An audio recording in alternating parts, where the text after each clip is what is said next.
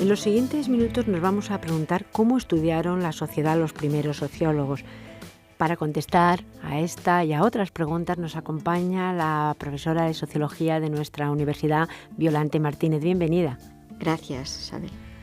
Vamos a ver, creo que para abordar este tema quizá tendríamos que dar nombres en principio, y estos nombres luego los relacionaremos con el objeto de estudio y también con las herramientas con las que contaban, porque nos tenemos que situar en los albores de la sociología, cuando la sociología empezó a convertirse en una ciencia, ya no solamente una derivación de otras ciencias. Sí, hay varios pensadores en ese momento culminante de aparición de este saber específico de lo social que utiliza el método científico y pues hay nombres que se van alineando desde Saint-Simon en el siglo XVIII y también principios del XIX, ¿no? Cuando empieza a hacer unas primeras observaciones. Pero fíjate, también hay filósofos, Hegel, que hace unas aportaciones dentro de la filosofía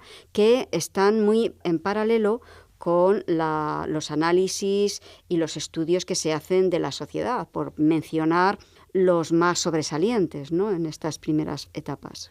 En estas primeras etapas, efectivamente, no se podían considerar sociólogos o solamente sociólogos, más bien venían del mundo de la filosofía, venían de otras disciplinas. Sí, venían de todas las disciplinas que permitiesen hacer observaciones, desarrollar un pensamiento social, pero en realidad, claro, como algo riguroso, como un saber constreñido en unas normas que había que aplicar para hacer esos análisis, pues hasta que no aparece el primer fundador, Comte, Auguste Comte, y después Émile Durkheim, Karl Marx, Max Weber, Herbert Spencer, que se van pues posicionando con trabajos muy sólidos en aquello que sucedía, pues no podemos hablar de un conocimiento riguroso y contrastable propio de esta nueva ciencia, pero eran pensamientos sociales que estaban a caballo y planteando el umbral de lo que iba a ser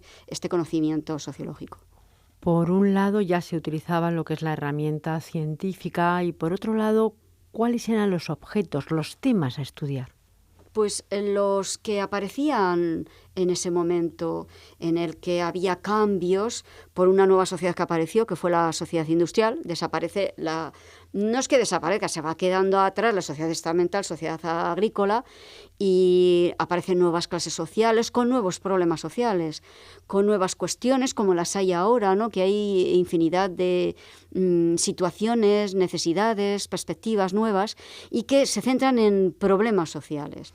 Por ejemplo, que Saint-Simon pues empieza a hacer un análisis científico de los problemas sociales con su fisiología social.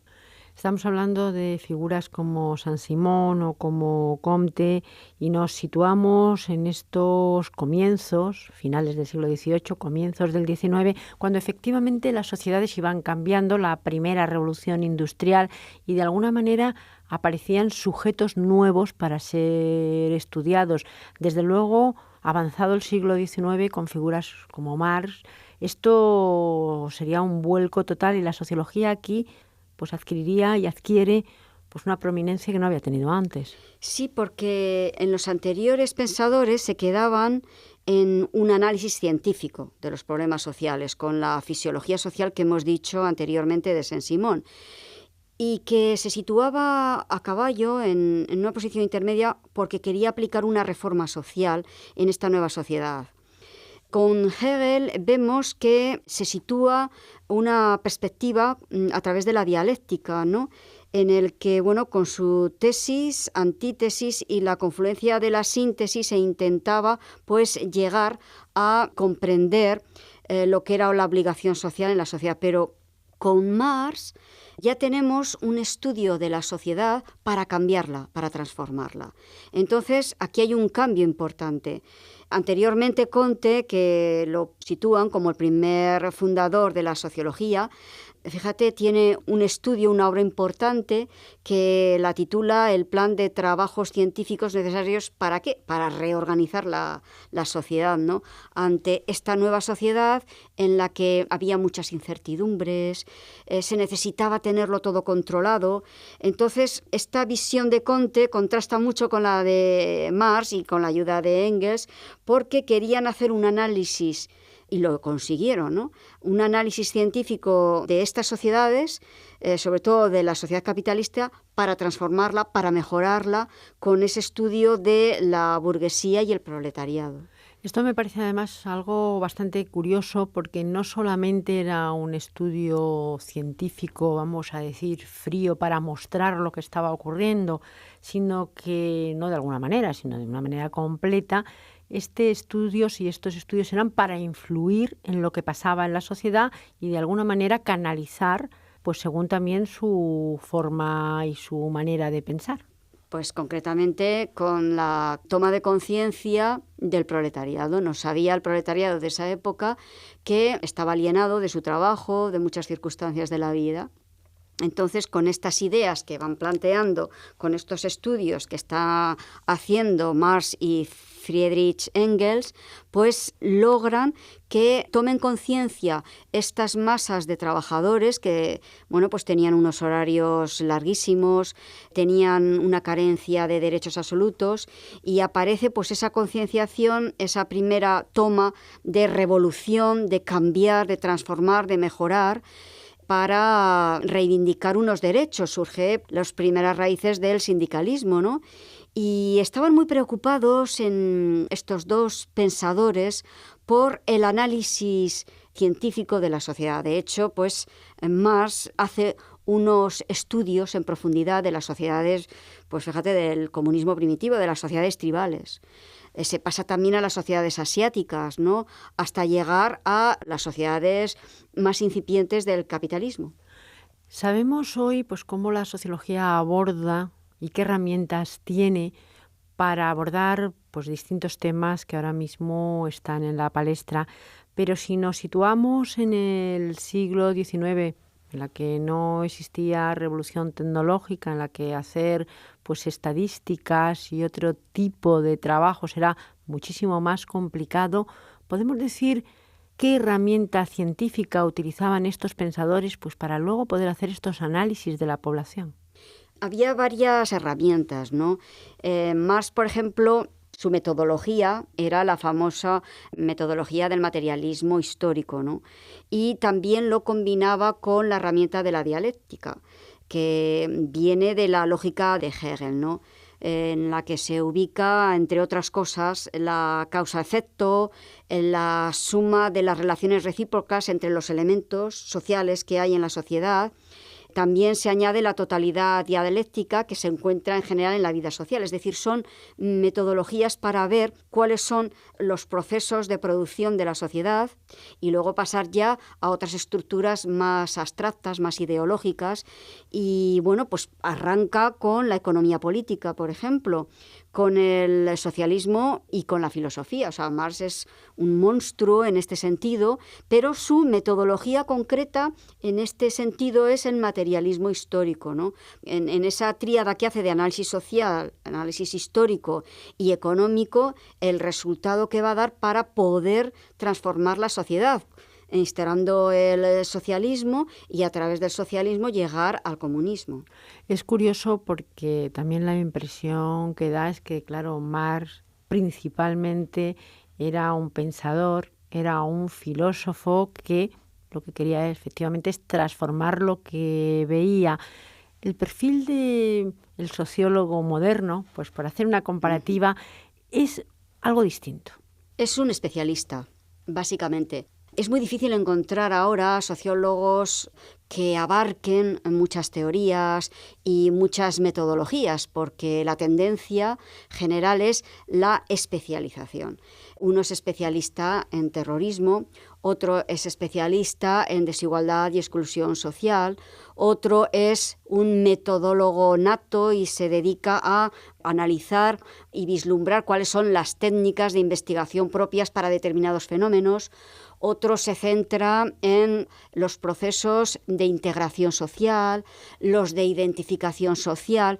Es muy difícil y en realidad, pues claro, con toda esta información, con toda esta dinámica tan compleja de las sociedades tecnológicas avanzadas, en las que entran en procesos de crisis y con muchos elementos de conflicto en interacción, que se pueda hacer un análisis global de tantos fenómenos. Entonces, la tendencia hoy en día, el sociólogo de la actualidad, ¿cómo mira la sociología? ¿Con qué herramientas?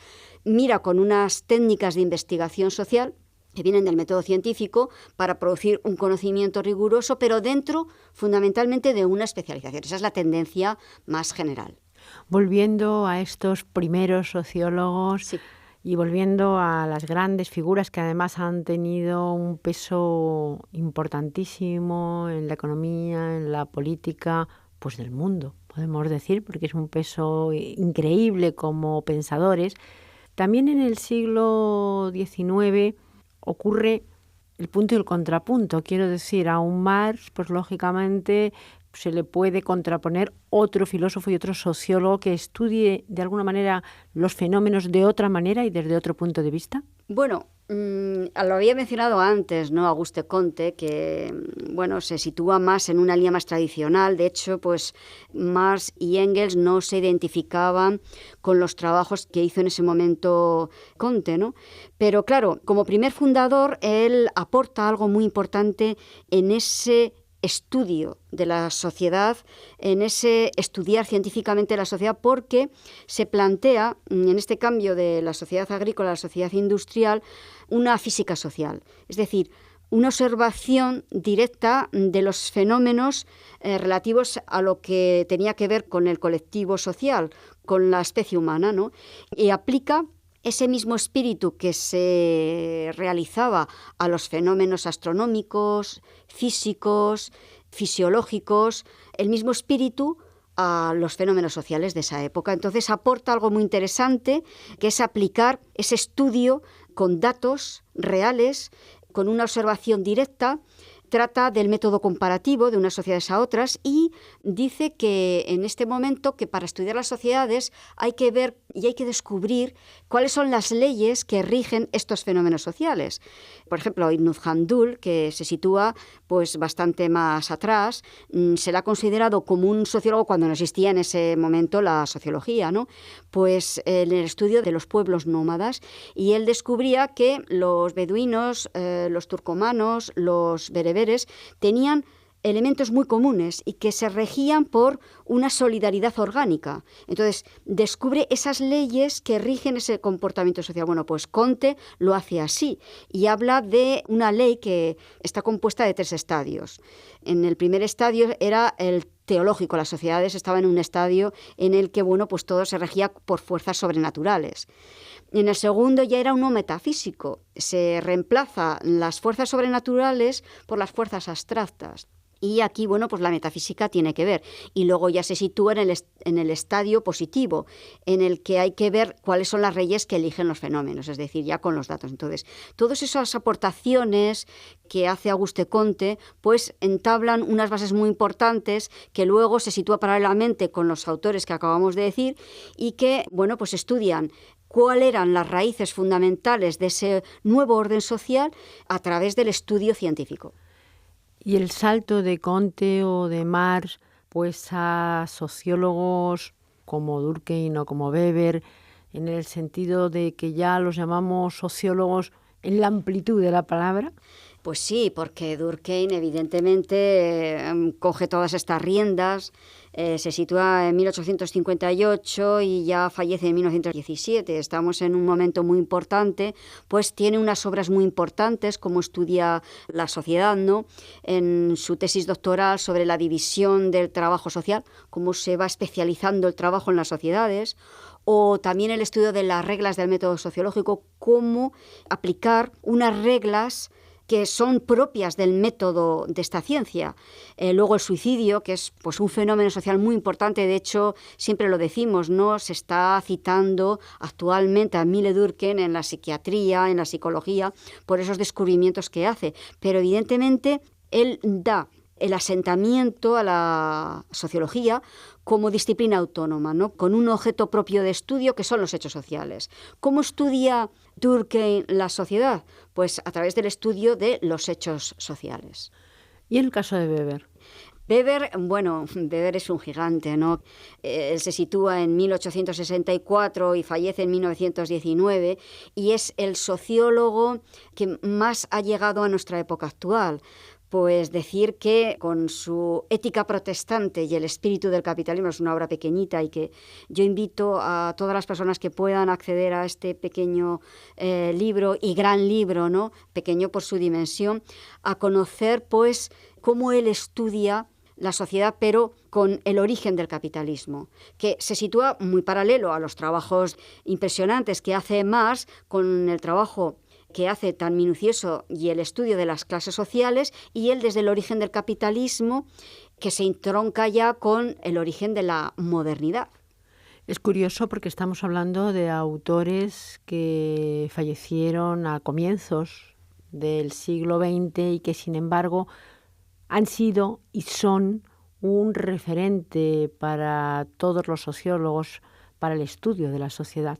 Sí, porque hay actualmente muchos sociólogos, incluso desde las primeras décadas del siglo XX hasta finales del siglo XX se sitúan muchos sociólogos, ¿no? Los norteamericanos, los alemanes, todos los anglosajones, y luego ya de otras sociedades desarrolladas. Tenemos en España un sociólogo que es Manuel Castel, que es uno de los más citados, por mencionar algunos, ¿no? Porque hay muchísimos, y menciono ese porque a nivel internacional es de los más citados. Se sitúan muchos sociólogos, pero siempre hay que ver cuáles estaban en la primera fila.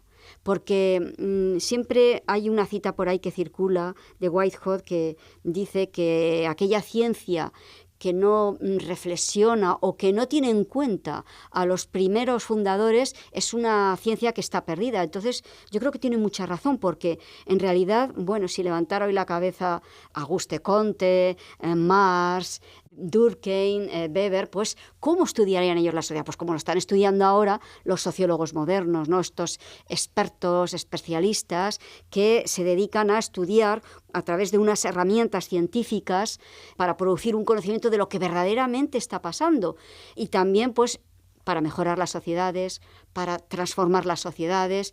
Esa sería la finalidad. En cualquier caso, siempre el que abre camino tiene la mayor dificultad, porque abre sendero para que los demás pues vayan detrás con la importancia que puedan tener. Muchísimas gracias, profesora Martínez. Gracias.